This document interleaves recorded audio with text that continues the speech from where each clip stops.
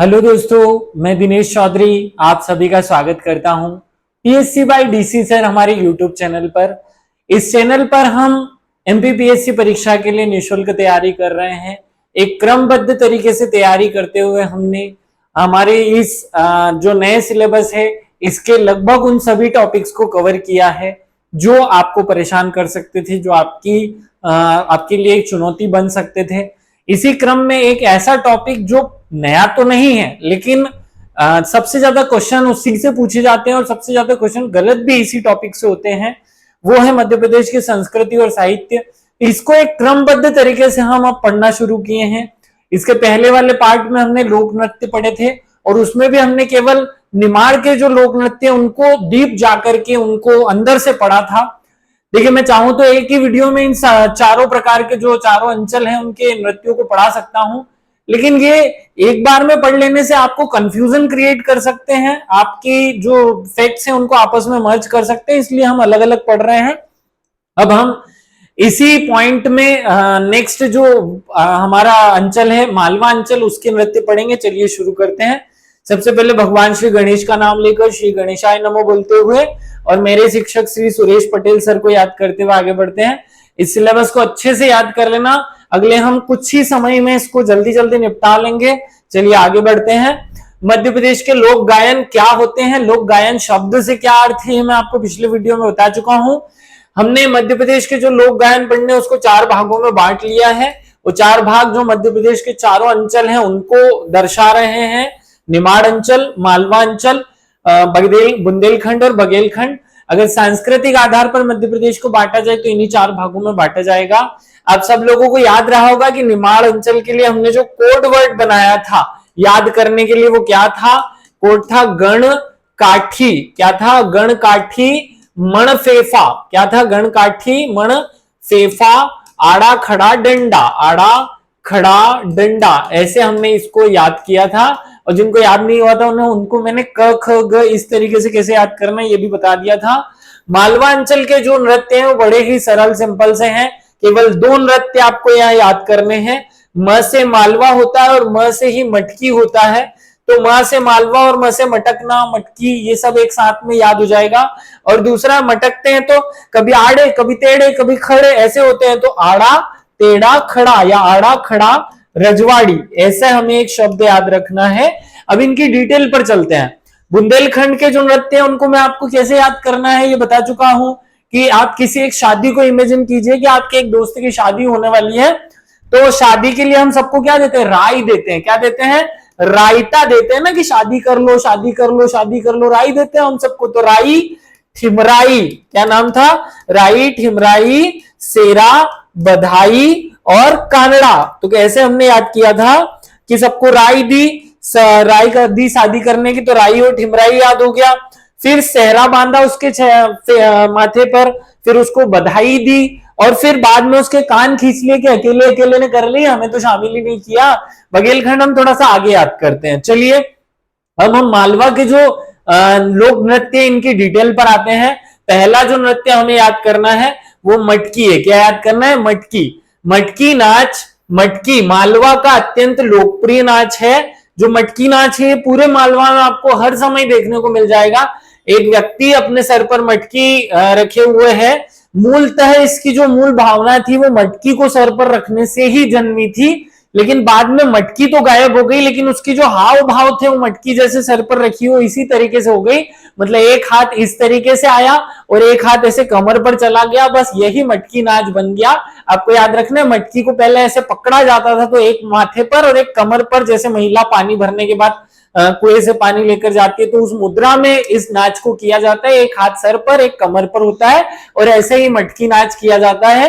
विवाह और अन्य शुभ अवसरों पर महिलाएं विशेष रूप से मटकी नाच करती है। ढोल और ढोलक, देखो सामान्यतः ढोल होता है, जहां ढोल नहीं होता है वहां ढोलक भी होती है। कभी कभी महिला संगीत में ढोलक होता है और जहां शादियां होती है जहां ढोल उपलब्ध है वहां ढोल। तो ढोल और ढोलक इसके वाद्य यंत्र होते हैं, ये याद रखेंगे। तो ढोल और ढोलक की ताल पर जो मटकी की जो ताल है या जो ताल है उसे ही मटकी कह दिया जाता है, इसलिए इसका नाम मटकी पड़ा। उसकी थाप महिलाएं नृत्य करती हैं। मटकी ताल के कारण इसका नाम मटकी नृत्य पड़ा है, याद रखिएगा। इसका नाम मटकी नृत्य क्यों पड़ा? क्योंकि ढोल की एक विशेष ताल होती है मटकी, जिसमें जैसे मटके को आप थपथपाओगे तो जैसे आवाज आती है, वैसे ढोल को भी एक विशेष प्रकार से पीटने पर मटके को पीटने जैसी आवाज आती है, इसलिए मटकी ताल उसकी एक ताल बन गई। मटकी नृत्य के प्रारंभ में एक ही महिला नाचती है जिसे झेला कहते हैं। अब देखो आजकल की एग्जाम का जो पैटर्न चला है ना, वो इसके अंदर घुसने का चला है। मैं इसलिए एक वीडियो एक वीडियो के बजाय 4 बना रहा हूं कि आपको क्लियर कर पाऊं कि नहीं भाई मटकी नाच क्या होता है। मटकी नाच में जो व्यक्ति भाग लेता है उसे झेला कहते हैं, याद रखेंगे आप। क्या कहता है वो? झेला कहलाता है। आजकल मटकी नृत्य में कई महिलाएं शामिल होती है। कैसे शामिल होती है? पहले एक महिला जो है वो गोल घेरा बना करके या सबके मध्य में जाकर के मटकी नाच करना शुरू करती है, बीच बीच में वो गीत गाती है और बाकी महिलाएं उसे दोहराती हैं और बाद में वो भी उठकर उस नृत्य में शामिल हो जाती हैं। तो इस तरीके की आजकल नृत्य परंपराएं जो है वो विकसित हो चुकी हैं।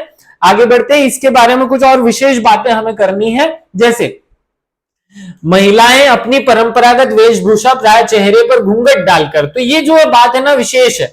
देखो आप सब लोग जानते हैं कि मध्य प्रदेश में जो पर्दा प्रथा है वो अपने चरम पर है।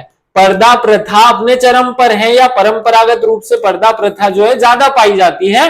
तो घूंघट जो है उसमें इसको किया जाता है।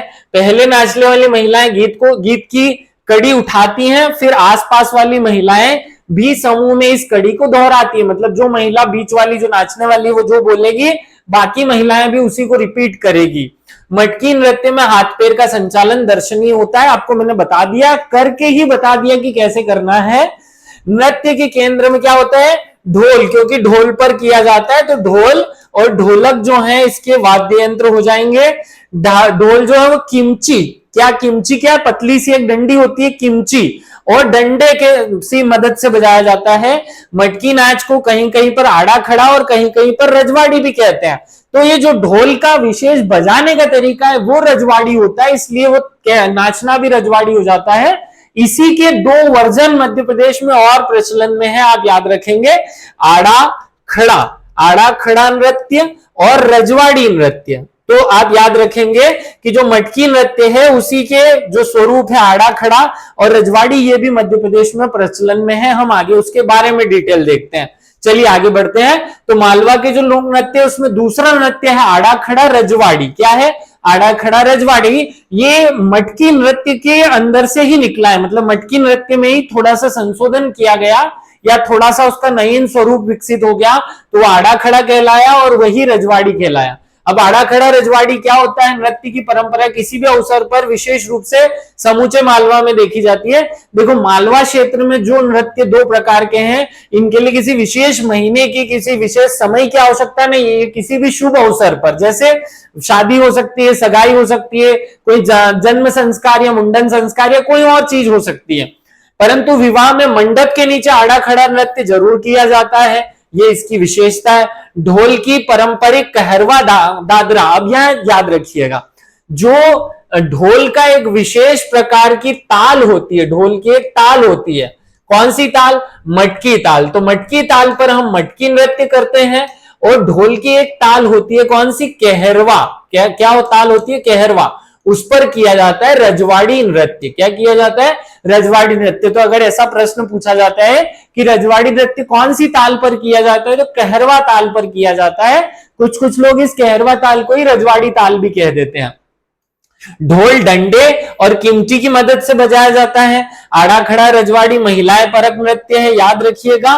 मटकी नृत्य और आड़ा खड़ा नृत्य, आड़ा खड़ा नृत्य दोनों ही, रजवाड़ी नृत्य, ये दोनों ही नृत्य जो हैं वो महिला परक नृत्य हैं। अगर आपसे प्रश्न पूछा जाता है, देखिए होता यह है कि मालवा में पुरुष भी नाचते हैं, मटकी नृत्य पे करते हैं डांस, आड़ा खड़ा भी करते हैं, लेकिन पुरुष का मूल स्वभाव नहीं है इनको करने का, इसलिए आप आंसर में महिला ही आंसर करेंगे। आड़ा खड़ा झुककर कहरवा ताल पर किया जाता है और खड़े खड़े जब किया जाता है तो वो खड़ा खड़ा और रजवाड़ी जो है वो साड़ी के पल्लू पर किया जाता है। अब मैं आपको 3 चीजें बता रहा हूं, हम 3 शब्द बोल रहे हैं, आड़ा खड़ा और रजवाड़ी। इन तीनों में आप कंफ्यूज ना हो इसलिए याद रखें। जब कोई व्यक्ति टेढ़ा होकर के किसी नृत्य को, ऐसा झुक करके किसी नृत्य को अपने हाथ पांव की मुद्राओं का संचलन करते हुए नाचता है तो वो कहलाता है आड़ा नृत्य। जब कोई व्यक्ति एकदम स्ट्रेट खड़े हुए हाथ पांव को ऐसे हिला करके नृत्य करता है तो वो कहलाता है खड़ा नृत्य।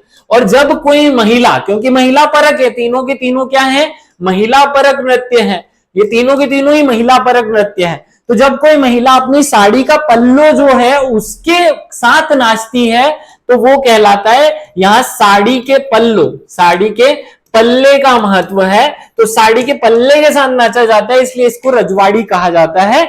उम्मीद है आपको ये पूरा बात जो है वो समझ आ गया होगा, पूरी कॉन्सेप्ट आपके दिमाग में अच्छे से चली गई होगी। तो आड़ा खड़ा रजवाड़ी क्या होता है, मटकी नृत्य क्या होता है, ये हम सबको समझ में आ गया। इसी का एक अगला वर्जन या अगले जो अंचल की बात करनी है वो है बुंदेलखंड अंचल। चलिए हम अब बुंदेलखंड अंचल पे चलते हैं। बुंदेलखंड अंचल में हमें 5 नृत्य करने हैं, पांचों आपको याद हो चुके हैं। बुंदेलखंड के 5 नृत्य कौन कौन से हैं? बुंदेलखंड, बुंदेलखंड आपको मैप में याद होगा कि मध्य प्रदेश का कौन सा क्षेत्र बुंदेलखंड कहलाता है। अगर नहीं भी है तो आप एक बार इसे समझ लें, ये जो क्षेत्र है मध्य प्रदेश का ये बुंदेलखंड कहलाता है। बुंदेलखंड जो अंचल है इसमें 5 प्रकार के नृत्य हैं वो किए जाते हैं मूलतः। और वो 5 नृत्य कौन कौन से हैं? पहला नृत्य आपको याद रखना है, शादी याद कर लेना। बुंदेलखंड में क्या, बंदे की क्या करानी है, बंदा, बंदे की क्या करानी है, बुंदेलखंड को मैंने कर लिया बंदा। हम बोलते हैं ना कि लड़के को, हमारे आजकल जो इंदौरी टोन है उसमें बंदा भी बोला जाता है, तो बंदा बड़ा समझदार है, बंदा बड़ा शाना है, ऐसा बोलते हैं ना। तो बंदे की हमें क्या करानी है, शादी करानी है। तो शादी में पहले हम शादी कराने की राय देंगे, फिर वो उस राय को ठुकरा देगा, तो ठुकराई हो गया, राई ठुकराई, राई ठुकराई, फिर वो तैयार हो जाएगा तो सेरा, फिर उसको बधाई देंगे कि शादी की बधाई हो भैया, और फिर उसका कान पकड़ेंगे तो कानड़ा। ऐसे 5 हमें नृत्य याद रखने हैं, राई, ठिमराई, सेरा, बधाई और कानड़ा। आपको उम्मीद है पांचों के पांचों अच्छे से रटा गए होंगे। अब एक एक नृत्य की डिटेल पर चलते हैं, चलिए शुरू करते हैं। सबसे पहला बुंदेलखंड के लोक नृत्य हम पढ़ रहे हैं, उसमें पहला नृत्य है कानड़ा नृत्य। कानड़ा नृत्य क्या है, कान पकड़ने से हमने याद किया, याद रखने के लिए किया, इसका वास्तविकता में कान वान पकड़ने से कोई संबंध नहीं है ना। तो यह बुंदेलखंड में धोबी, अब देखो कानड़ा नृत्य कौन करता है, धोबी समाज के लोगों द्वारा शुभ अवसरों पर किया जाता है। सबसे महत्वपूर्ण फैक्ट, जो कानड़ा नृत्य है वो कौन सी जाति के द्वारा किया जाता है, कानड़ा नृत्य धोबी समाज के लोगों द्वारा, जो धोबी समाज के लोग हैं उनके द्वारा कानड़ा नृत्य किया जाता है। ठीक है, अगर आपने धोया नहीं है अपना कपड़ा, धो करके नहीं पहना है तो कान पकड़ के मारेगी मम्मी आपका, या कपड़े गंदे किए तो कान पकड़ के मारेगी। नृत्य में पहले सरस्वती माता और गजानन मतलब गणेश जी भगवान की कथा गाई जाती है, और इस नृत्य में भक्ति आधारित गायन होता है जिसमें राम, कृष्ण और शिव मतलब राम, कृष्ण, शिव जितने भगवान होते हैं हिंदू धर्म में उनकी लीलाओं की कथाओं का वर्णन किया जाता है। कानड़ा नृत्य की 2 बातें आपको याद हो गई कि धोबी समाज द्वारा होता है, सरस्वती और गजानन या गणेश जी की कथाएं गाई जाती हैं। कानड़ा नृत्य में मुख्य वाद्य यंत्र एक तो ढोलक होता है, क्या होता है, ढोलक, सारंगी और लोटा। अब यहाँ स्पेशल बात क्या है, देखो क्वेश्चन ऐसे पूछा गया, एक बार कांस्टेबल एग्जाम में पूछा प्रश्न है कि निम्न में से कौन सा एक वाद्य यंत्र कानड़ा नृत्य में उपयोगी नहीं होता है, तो ढोलक था, सारंगी था, लोटा था और चौथे नंबर पे ढोल था। अब देखो कोई भी आदमी अपना आईक्यू का उपयोग करेगा तो बोलेगा लोटा थोड़ी हो सकता है यार। अब देखिए यहां याद रखना है, लोटा भी जो है कानड़ नृत्य का मुख्य वाद्य यंत्र है लोटा। क्या होता है, लोटा, आपको याद रखना है, जो हम लोटा यूज करते हैं ना पानी पीने के लिए, वही लोटा। कभी कभी ढोलक के स्थान पर मृदंग का उपयोग भी किया जाता है, तो मृदंग हो सकती है लेकिन ढोल नहीं होगा, याद रखना। बुंदेलखंड में ढोल कम मिलेगा आपको, मालवा और निमाड़ में ढोल अच्छे से मिलेगा।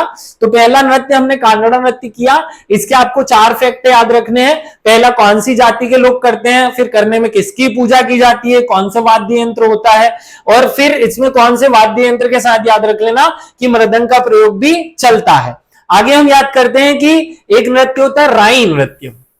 अब जो भी बुंदेलखंड के लोग इस वीडियो को देख रहे होंगे वो ये सुनते से ही खिलखिला उठेंगे, क्योंकि राई नृत्य 2 स्थानों पर होते हैं, एक बुंदेलखंड में और एक बघेलखंड में। लेकिन अंतर क्या है, जो बुंदेलखंड का जो लोक नृत्य राई है वो थोड़ा अश्लीलता प्रधान है, उसमें ना मतलब पुरुषता को प्रमुखता दी करके अश्लीलता की बातें की जाती है। एक लड़की नाचती है, बेडनी कहलाती है, वो बेडनी जाति के लोग होते हैं इसलिए बेडनी कहलाती है। तो बेडनी में अश्लीलता का पूट भरा रहता है इस नाच में। वो जो नाचने वाली लड़की होती है वो भी अश्लीलता को प्रदर्शित करती है, इसलिए उनके मन पर, फेस पर स्माइल आ गई होगी। देखो बहुत सारे लोग देख रहे हैं मुझे। तो राई नृत्य है कहां का? बुंदेलखंड का। देखो पहला प्रश्न तो यही पूछा जाएगा कि राई नृत्य कौन से स्थान पर किया जाता है, तो राई नृत्य बुंदेलखंड में किया जाता है। अब ऐसे अगर याद नहीं रह रहा हो तो राई कितनी बड़ी होती है? इतनी छोटी सी होती है राई का दाना, वो जो सब्जी में डालते हैं राई, और वो बूंद भी इतनी बड़ी होती है, पानी की छोटी छोटी बूंदे। तो राई और बूंद एक जैसा हो गया। अब ये याद रखना, यहां से प्रश्न बना है, ये शौर्य और श्रृंगार दोनों का प्रधानता है। ये क्वेश्चन पूछा गया था कि बुंदेलखंड में प्रधानता होती है, सॉरी राई नृत्य में प्रधानता होती है श्रृंगार की, भौतिकता की, आध्यात्मिकता की, या फिर ये चौथा पॉइंट श्रृंगार की। तो आपको आंसर करना है ए और बी दोनों, उसमें ऑप्शन था। दोनों मनोवृत्तियों का समावेश होता है। विवाह उत्तान विवाह जो होते हैं या विवाह के अलावा और भी अन्य अवसरों पर राई नृत्य के आयोजन शोभा और प्रतिष्ठा के प्रदान करने या अपने आप को प्रतिष्ठित दिखाने के लिए भी किया जाता है।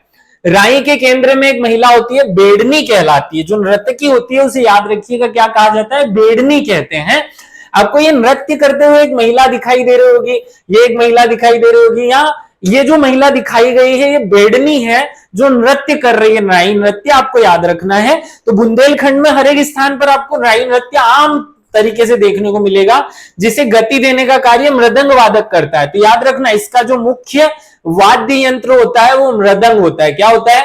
मृदंग होता है। आपको याद रखना है मृदंग बजाने वाला जो व्यक्ति है इसको देखकर याद रख लो कि मृदंग इसका मुख्य वाद्य यंत्र है। राई नृत्य में विश्राम के स्थान पर स्वांग ले लेता है। अब देखना बहुत ध्यान से सुनना है ना, एक महिला नाच रही है, एक नहीं चार भी हो सकती, चार बेड़नियां भी एक साथ नाच सकती हैं। तो ये नाचते नाचते ढोल जो मृदंग है वो बज रहा है, मृदंग बजाने वाला थोड़ी देर बाद रुकेगा और ये जो बेड़नी है वो अपने मुंह से एक जोक मारेगी, एक सेंटेंस बोलेगी, एक सेंटेंस मजाकिया तौर पर, थोड़ा सा ऐसा कोई मजाकिया माहौल बनाने वाला सेंटेंस बोला जाता है और वहां असली में हो जाता है स्वांग। क्या हो जाता है? स्वांग। तो याद रखना राई नृत्य के मध्य में कौन सा नाट्य किया जाता है? तो स्वांग किया जाता है, ये याद रखना। स्वांग के माध्यम से हंसी मजाक तथा सामाजिक विद्रूपताओं पर खुलकर चोट की जाती है। पहले ये परंपराएं थी कि जो सामाजिक बुराइयां हैं उनको वो बेड़नी बोलती थी, आजकल वो जोक बोलने या कोई चुटकुला सुनाने या ऐसी चीजें चलने लगी हैं। विश्राम के बाद पुनः राई प्रारंभ हो जाती है। बेजोड़ लोक संगीत और तीव्र गति से नृत्य, तात्कालिक कविताओं के मूल्यांकन ने राई नृत्य को एक ऐसे संपूर्णता प्रदान की है जो अन्य नृत्यों में इसे सबसे विशिष्ट स्थान दिलाता है। ये कोई काम की बात नहीं है, आगे चलते हैं। इसी के बारे में हमें कुछ विशेष बातें बघेलखंड में पढ़नी रहेगी। वहां बघेलखंड के राई और बुंदेलखंड के राई में हम तुलनात्मक अध्ययन कर लेंगे। चलिए आगे बढ़ते हैं। बुंदेलखंड का जो तीसरा लोक नृत्य है वो है सेरा नृत्य। तो किसी के भी माथे पर सेरा बांध दो, तो हमने वही आपको याद करा दिया सेरा बांधने का। बुंदेलखंड में अब देखो सेरा क्या है, ये सेरा, तो सेरा से आ गया सावन, है ना, सावन सेरा। अपने मालवा के लोग में देखो सावन के महीने में या जो थोड़ी थोड़ी सी बरसात होती है ना उसे सावन सेरा कहते हैं। क्या कहते हैं? सावन सेरा। मालवा का एक शब्द है सावन सेरा। सावन में पड़ने वाली थोड़ी थोड़ी सी बरसात को कहते हैं। छोटी छोटी सी 5-5 10-10 मिनट की बूंदाबांदी होती है ना उसे कहते हैं सेरा। तो सावन का सेरा, तो इससे याद हो जाएगा कि सेरा नृत्य सावन माह में किया जाता है। कौन से माह में किया जाता है? सावन माह में। कजली तीज के अवसर पर आंगनों में नाचकर गाया जाने वाला नृत्य है। इसमें 14 से 20 व्यक्ति भाग लेते हैं। ये आपको दिखाई दे रहे होंगे, बहुत सारे लोग एक साथ भाग ले रहे हैं। तो ये सावन माह में एक साथ बहुत सारे लोगों द्वारा, देखो स से समूह होता है, स से सावन होता है और स से ही क्या हो जाता है? सेरा। तो सेरा नृत्य एक समूह नृत्य है, सावन माह में किया जाता है। नृतक वृत्ताकार खड़े होकर कृष्ण लीलाओं से संबंधित गीत गाते हैं। बहुत अच्छे से सुनना। देखो कृष्ण भगवान ने जो जो लीलाएं की हैं उन लीलाओं का गायन एक ऐसा गोल घेरा बना लिया जाता है। मैं बना देता हूं गोल घेरा। ये गोल घेरा बन गया हमारा। ये गोल घेरे में बहुत सारे लोग एक साथ गोल गोल खड़े हो गए। ये कृष्ण की लीलाएं करते हुए क्या करते हैं? सेरा नृत्य करते हैं। अब याद रखना है पुरुष प्रधान है क्योंकि सावन में होते हैं भोले बाबा। भोले बाबा तो पुरुष हो गए, तो भांग पीने का काम, नाचने का काम ये पुरुष कर रहे हैं, तो सावन सेरा जो है वो पुरुष का प्रधान है। पूछा जाता है ना, सेरा नृत्य जो है वो महिला प्रधान है कि पुरुष प्रधान है, तो समूह नृत्य है, खूब सारे लोग एक साथ करेंगे, लेकिन है कैसा, है पुरुष प्रधान। यहाँ वाद्य यंत्र कौन सा है, ढोलक, टिमकी, मजीरा, मृदंग और बांसुरी, ये पांचों आपको याद रखने हैं। देखो जो जो वाद्य यंत्र उपलब्ध है सारे यूज कर लो, ऐसा है, ढोलक कर ली, ढोल नहीं मिला तो टिमकी कर ली, मजीरा कर लिया, मृदंग कर लिया, बांसुरी कर ली। नर्तक की वेशभूषा साधारण होती है, वो जो ग्रामीण लोग कुर्ता कपड़े पहनते हैं जैसे साफा, कुर्ता, बंडी, धोती, हाथ में रुमाल, कमर में कमर पट्टा और पैरों में घुंघरू बांधे जाते हैं, ये इसके प्रमुख पहनावे, इन पे कोई प्रश्न नहीं बनता, सामान्यतः याद करने की जरूरत नहीं है। चलिए आगे बढ़ते हैं, नेक्स्ट क्वेश्चन पे आते हैं। बुंदेलखंड का जो नेक्स्ट लोक नृत्य है वो है बधाई नृत्य। क्या नृत्य है, बधाई नृत्य। अब बधाई नृत्य याद करना है हमें, तो हम किसी की शादी होने पर उसको क्या देते हैं, बधाई देते हैं, तो बधाई से बुंदेलखंड याद कर लेना, ब से बधाई और ब से बुंदेलखंड जोड़ लो, मैंने वैसे आपको पहले एक साथ सारे जुड़वा रखे हैं। बुंदेलखंड के ग्रामीण अंचलों में शादी ब्याह के अवसरों पर जो नृत्य किया जाता है उसे ही हम क्या कहते हैं, ये विवाह के अवसर पर किया जाने वाला, क्योंकि बधाई कब दी जाती है, बिहार तो बधाई विवाह के अवसर पर ही तो दी जाती है, तो विवाह के अवसरों पर होने वाला नृत्य है ये, स्त्री पुरुष संयुक्त रूप से। तो अब देखो किसी की शादी में गए आप, भाई बहन, पति पत्नी, माता पिता सब मिलकर के गए, तो सारी स्त्री भी बधाई देगी, पुरुष भी बधाई देगा, तो बधाई जो है वो स्त्री प्लस पुरुष का संयुक्त रूप से किया जाने वाला, या दोनों इसमें भाग लेते हैं, इसमें संयुक्त भूमिका होती है। कहीं कहीं पर थोड़ा सजा सवरने और नाचकर सच कर समझ करके नाचने की भी प्रथा परंपराएं हैं। वृत्त के भीतर जाकर देखो, पहले नर्तक समूह वृत्ताकार रूप में खड़े हो जाते हैं, फिर एक एक करके विभिन्न मुद्राओं में नृत्य करते हैं, थक जाने पर एक दूसरे नर्तक उसका स्थान ले लेते हैं। बहुत ध्यान से सुनना, एक गोल घेरा बना लेते हैं नर्तक, 15, 20, 10 लोग जितने भी हैं, पति पत्नी, देखो यहां दिख रहा ना, पति पत्नी, ये पति पत्नी, ये पति पत्नी, ये पति पत्नी साथ में एक साथ नृत्य करते हैं गोल घेरे में। और मान लो एक दो जोड़े थक गए तो वो गोल घेरे के अंदर चले जाते हैं, बीच सेंटर में वो खड़े रहते हैं, थोड़ी देर शांत हो जाते हैं, फिर वो जब बाहर आ जाएंगे नाचने के लिए तो उसके स्थान पर जो थक जाएंगे दूसरे चले जाते हैं। इन नृत्य में दो नर्तक और एक नर्तकी साथ में नाचते हैं। बधाई एक ताल है जिसे ढोलक या ढपले पर बजाया जाता है। देखो ये पुरुष ये महिला, ये पुरुष ये महिला, ये पुरुष ये महिला, ऐसे संयुक्त रूप से जोड़ों में किया जाता है ये नृत्य, ये याद रख लेना। इस इस बधाई नृत्य में हमें बहुत ज्यादा अंदर नहीं घुसना है, आगे बढ़ते हैं ढिमराई नृत्य पे। ये काम का है, ये थोड़ा सा हमारे लिए स्पेशल है, पूछा जा सकता है।